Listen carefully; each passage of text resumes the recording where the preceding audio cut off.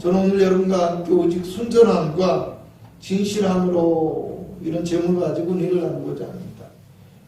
오늘 사도 바울은요, 고린도 교회의 음행의 문제를 지적하면서 교회 안에 있는 어떤 세상적인 사상, 논리, 지식, 또 성도들의 옛습관, 그리고 헛된 욕망과 죄악의 문제를 지적하면서 하나님의 교회가 오직 유월절 어린 양 대신 예수 그리스도의 희생을 생각하고 순전함과 진실함으로 행하는 믿음의 모습을 갖추어야 한다라고 교훈합니다. 여러분 고린도서 6장 14절에서 16절을 보니까요, 이런 내용이 나와 있어요. 너희는 믿지 않는 자와 멍에를 함께 매지 말라. 의와 불법이 어찌 함께하며 빛과 어둠이 어찌 사귀며 그리스와 벨리알이 어찌 조화되며 믿는 자와 믿지 않는 자가 어찌 상관하며 하나님의 성전과 우상이 어찌 일치가 되리요. 우리는 살아계신 하나님의 성전이라. 이와 같이 하나님께서 이르시되 내가 그들 가운데 거하며 두루 행하여 나는 그들의 하나님이 되고 그들은 나의 백성이 되리라 하셨느니라. 이렇게 말씀하세요. 믿음의 사람들은 오직 하나님만을 믿고 따르는 구별되고 거룩한 삶의 모습이 필요하다라는 것. 그러므로 오늘 성경이 말씀하는 교훈의 내용을 간략하게 살펴보므로 우리가 함께 은혜를 나누고자 하는데요. 첫 번째로 오늘 성경이 말씀하는 명절이라는 것은요, 유월절을 말씀합니다. 7절에는요, 우리의 구원자 되신 예수 그리스도께서 유월절 어린 양이 되셨다고 말씀하십니다. 우리가 구원받고요, 하나님의 백성이 되어지고 또 하나님의 백성으로 살아가는 것은요, 오직 우리를 위해서 예수 그리스도께서 십자가로 희생 제사를 드렸기 때문이라는 것. 때문에 오늘 성경의 요지를 보면요, 지켜야 할 이 명절이 단지 유월절 절기만을 말씀하는 것이 아니라는 겁니다. 하나님을 믿는 성도들의 모든 삶을 말씀하시는 것이고 그 모든 삶이 예배가 되어져야 된다. 이것을 조금 명확하게 축소해서 말씀을 드린다면요, 믿음의 사람들의 예배와 또 예배를 함께 드리는 교회 공동체 모임을 얘기를 하는 거예요. 그러므로 여러분, 하나님의 교회는요, 오직 예수 그리스도의 십자가만이 중심이 되어지고 십자가만이 증거되어지고, 그리고 하나님의 교회는 십자가의 복음만을 따를 수 있는 그런 온전한 모습이 필요하다는 거예요. 오늘 많은 교회 안에 또 성도들의 삶에요, 세상의 원리, 인간적인 생각, 이런 것들이 들어와요. 그래서 십자가를 지는 희생의 제사는 없이 어떤 개인적인 축복, 또 자기의 유익, 이런 것이 먼저가 되어지는 잘못된 신앙이 있다라는 것, 우리가 반드시 경계해야 돼요. 여러분, 이 예수 그리스도의 십자가의 복음이 마음 안에서 사라지고 뒤로 밀리다 보니까, 여러분, 그렇기 때문에 인간적인 생각과 어떤 다른 복음이라고 이름하는 것들에 우리의 마음, 우리의 믿음이 흔들리는 거예요. 그래서 신천지에 유혹되어지고, 그래서 이단에 빠지게 되어지고, 불신앙의 길을 걷게 되어지고, 온전한 신앙을 갖지 못하고 하나님을 섬긴다 하면서 죄악된 세상의 습관을 버리지 못하는 거예요. 오직 우리의 신앙이 십자가의 그리스도가 되어야 되는데 다른 것을 바라보기 때문에 그래요. 그러므로 오늘 저와 여러분은요, 오직 예수 그리스도의 십자가를 따르고 믿는 온전한 그리스도의 사람이 되어야 된다, 기억하시기를 주님의 이름으로 축원합니다. 두 번째로 오늘 성경이 말씀하는 누룩은요, 세상의 교훈을 의미합니다. 7절에 보면요, 새 덩어리가 되기 위하여 묵은 누룩을 내버리라, 이렇게 말씀합니다. 또 6절에 보면요, 적은 누룩이 온 덩어리에 퍼진다라고 얘기해요. 누룩이라는 것은요, 아주 은밀하면서도 매우 빠르게 퍼지고 전염되어지고 부풀려버리는 이런 성질을 가지고 있어요. 오늘 성경은요, 교회 안에 들어온 죄악과 탐욕과 우상숭배뿐만 아니라 술 취하거나 형제를 모욕하거나 남에게 해를 끼치는 행위들, 이게 다 누룩이라고 얘기해요. 이것들이 쉽게 교회 안에 퍼지고 이것들이 성도들을 병들게 하고 우리의 신앙을 파괴하고 교회를 망쳐놓을 수가 있다는 거예요. 그래서 8절에는요 뭐라고 나와있어요? 묵은 누룩으로도 말고 악에 찬 누룩으로도 말고 누룩 없이 하다고 말했습니다. 여기 예수님 또 뭐라고 말씀하십니까? 바리새인들의 누룩을 조심하라 이렇게 말씀하셨어요. 여러분, 묵은 누룩은요 옛 습관을 의미할 수 있어요. 우상을 섬기거나 어떤 세상적인 문화, 세속적인 사고방식, 이런 것들을 의미해요. 악에 찬 누룩은 뭡니까? 자신의 이익을 위해서 다른 사람은 안중에도 없고요, 다른 사람에게 해를 끼칩니다. 탐욕 속에 살아가는 거예요. 바리새인들의 누룩은 뭡니까? 바리새인들의 교훈 곧 외식이라고 했어요. 겉으로 나타나는 어떤 신앙과 속마음, 속에 있는 그 욕심, 악의가 다르다는 거예요. 겉으로 나타나는 신앙과 마음이 다르다는 거예요. 또 뭐예요? 예배하는 모습은 거룩한데 그의 실질적인 삶의 모습은 다르다는 거예요. 욕심으로 가득 차고 남에게 해를 끼치고 그저 남을 정죄하는 데 바쁘지 자기의 진정한 신앙은 없다라는 거예요. 여러분, 우리의 신앙이요, 우리 교회가 이런 것들로 오염되고 있지는 않은지 생각해 봐야 돼요. 또 내가 다른 성도들의 잘못된 모습을 용인할 뿐만 아니라 부러워하고 또 따라하고 이런 모습이 있지 않은지 생각해 봐야 된다. 교회 안에 세상적인 것이 들어오고 교회 안에 세상적인 것들을 따라가게 되어지면 결국 교회는 병들고 교회가 교회다움을 잃어버리는 거예요. 여러분, 그러므로 내 안에 있는 옛 습관들을 그리스도인들은 벗어버려야 돼요. 또 내 안에 아직도 죄악의 잔재가 남아있지는 않은지, 그리고 내가 세상을 살아가는 어떤 세상적인 논리와 사고방식 속에서 하나님의 교회를 바라보거나 신앙생활을 하고 있지는 않는지 생각해 봐야 돼요. 그래서 오늘 보면 뭐예요? 누룩을 버리라고 했잖아요. 그죠? 묵은 누룩을 내버리라고 했어요. 그죠? 그렇듯이 우리가 버려야 돼요. 사도 바울도 교회 안에서 이런 잘못된 것들을 내쫓으라고 했어요. 무서운 얘기잖아요. 사도 바울같이 많은 사람들을 용인하고 전도하고 이 전도의 열정이 충만한 사람이 교회가 병드는 것은 결코 용납할 수가 없다는 거예요.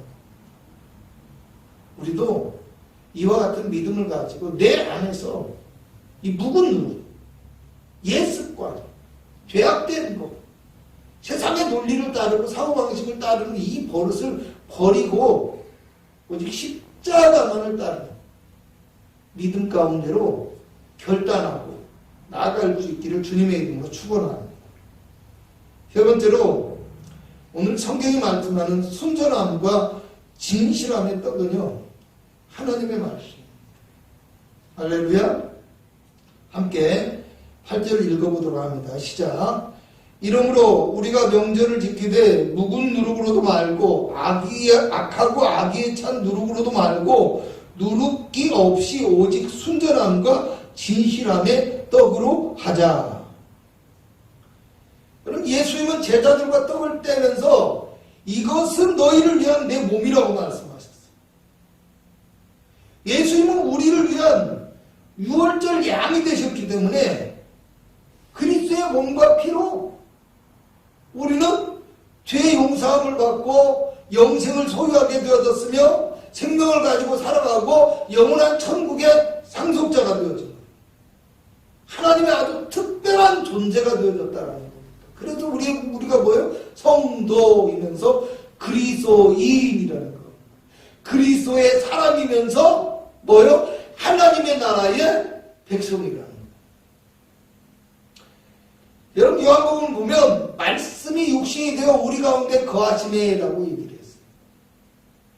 그리스도는요 하나님 곧 하나님의 약속의 말씀의 성취예요. 하나님의 말씀만이 우리의 신앙생활에서 먹고 따라야 할 유일한 뭐예요? 양식이라는 거예요.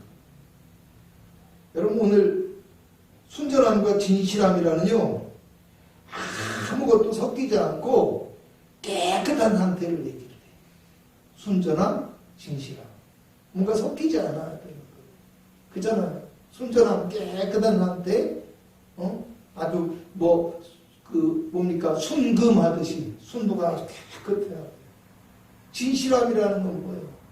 거짓이 없어야 돼요. 사실 그대로 이게 진실함이에요. 여러분 코로나가 유행하니까요. 방역에 모든 역량이 집중이 되어졌어요. 그잖아요. 저도 오늘 뭘 하면서 밖에 나가서 뭘 하는데요. 형님아 지나가던 사람이 말을 걸까봐 교회 안에 누가 올까봐 주머니에 뭐요? 마스크를 쑥 가지고 있다가 누가 오면 마스크를 또 쓰는 거예요. 누가 오면 마스크를 쓰는 거예요. 온통 뭐예요? 이것 때문에 삶의 어떤 포인트가 거기에 맞춰져요. 왜 그럽니까? 오염되지 않고 감염되지 않아요. 그러니까 무슨 얘기냐면 감염되지 않으려고 내 몸이 오염되지 않도록 내 주변의 삶의 환경 또 나의 삶의 모습 깨끗함을 유지하는 거예요. 살기 위해서. 그런데요 여러분 오늘 교회와 성도들이 몸의 오염을 막는 데 최선을 다하고 있어요. 그런데 이 사태 속에서 영이 오염되고 있다. 우리 영이, 우리의 마음이, 우리의 생각이, 우리의 신앙이 오염되고 있는 거예요. 세상의 논리, 세상의 주장을 그대로 받아들이고 그대로 말하고 그대로 주장하고 어떤 그리스도인들은요 방송에 나와서 인터뷰를 하면서 공개적으로 그 세상의 논리를 가지고 교회를 공격하고 목회자를 공격하고 성도를 공격하고 무슨 얘기입니까? 세상의 논리, 세상의 주장 이것이 앞서고 하나님의 교훈, 하나님의 말씀은 뒷전으로 밀려나 버리는 거예요. 여러분 우리가 세상 내에서 빛과 소금이 되어지고 우리가 하나님의 말씀을 따르고 하나님의 말씀을 세상 속에 증거하기 위해서 살아가고 실천하고 모범이 돼야 되는 거 맞아요. 그런데 그것은 십자가 안에서 그리스도의 말씀 안에서 실현이 되어집니다. 그것이 없이 그냥 하나님의 말씀과 십자가는 뒤에 있고 오직 세상 논리에 의해서 얘기를 합니다. 오늘 성경 1절에도요.